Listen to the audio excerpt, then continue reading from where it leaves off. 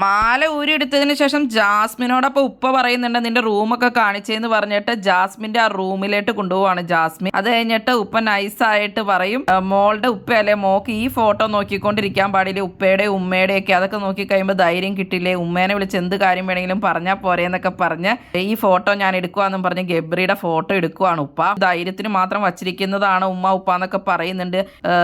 അത് മോക്കടെ ഗെയിമിന് ശരിയാവില്ല, ഇനി ആ ധൈര്യം വേണ്ട, ഉമ്മേനെ വിളിച്ചാൽ അത് എന്തെങ്കിലും ധൈര്യക്കുറവുണ്ടെങ്കിലെന്നും പറഞ്ഞിട്ട് ആ ഫോട്ടോ അങ്ങ് എടുത്തു.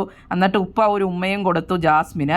എന്ത് വന്നാലും മോക്ക് ഞങ്ങളുണ്ടല്ലോ എന്നൊക്കെയാണ് ജാസ്മിന് ഉമ്മയും ഉപ്പയും പറഞ്ഞത്. ഇവിടെ വന്നപ്പോൾ എനിക്ക് സപ്പോർട്ട് എന്ന ആളാണ് ഗബ്രി, അല്ലാണ്ട് വേറെ ഒന്നും ഇല്ല. അപ്പൊ ആ മാലയും അല്ലെങ്കിൽ ആ ഒരു ഫോട്ടോ ഇരുന്നു എന്ന് ഓർത്ത് എൻ്റെ ഗെയിമിനെ ബാധിക്കൊന്നുമില്ല എന്നൊക്കെ ജാസ്മിൻ പറഞ്ഞു. ഇല്ല അത് ശരിയാവില്ല, അത് പോയല്ലോ എന്തായാലും, അപ്പൊ ഇനിയിപ്പോൾ അത് വേണ്ട എന്നുള്ള രീതിയിലാണായിട്ട് ഉമ്മ പറഞ്ഞത്. അത് കഴിഞ്ഞിട്ട് അഫ്സലിന്റെ കാര്യം ചെറുതായിട്ടൊക്കെ പറയുന്നുണ്ട്, അതൊക്കെ പിന്നെ സംസാരിക്കാം എന്നുള്ള രീതിയിൽ ഉമ്മ പറയുന്നുണ്ട്. പിന്നെ ജാസ്മിൻ ചോദിക്കുന്നുണ്ട് നിങ്ങൾ ഇന്റർവ്യൂവിൽ എന്നെ നെഗറ്റീവായിട്ട് പറഞ്ഞു എന്നുള്ള രീതിയിലാണ് സായി പറഞ്ഞു. അപ്പോൾ അതൊക്കെ എനിക്ക് ഒരുപാട് വിഷമമായി എന്നൊക്കെ പറയുന്നുണ്ടായിരുന്നു ജാസ്മിൻ. എല്ലാത്തിനും ഞങ്ങളില്ലേ എന്നൊക്കെയാണ് ഉമ്മയും ഉപ്പയൊക്കെ ചോദിക്കുന്നത്. എന്തെങ്കിലും പറയണമെന്നുണ്ടെങ്കിൽ അവരുടെ ഫോട്ടോ നോക്കി പറഞ്ഞോളാനും പറഞ്ഞിട്ടുണ്ട്. അതിനുശേഷം പിന്നെ ഇവർ സംസാരിക്കുന്നുണ്ട്. സായിനെ കാണിച്ചിട്ടായിട്ട് ജാസ്മിൻ ചോദിക്കുന്നുണ്ട് ഇവനെ അറിയില്ലേ എന്നൊക്കെ. ഇതിന്റെ ഇവൻ വിളി കാരണം എനിക്കാണ് വീട്ടിലിരിക്കാൻ പാടില്ലാത്തതെന്നൊക്കെ അപ്പൊ അച്ഛൻ കളിയാക്കി പറയുന്നുണ്ട് ജാസ്മിനോട്.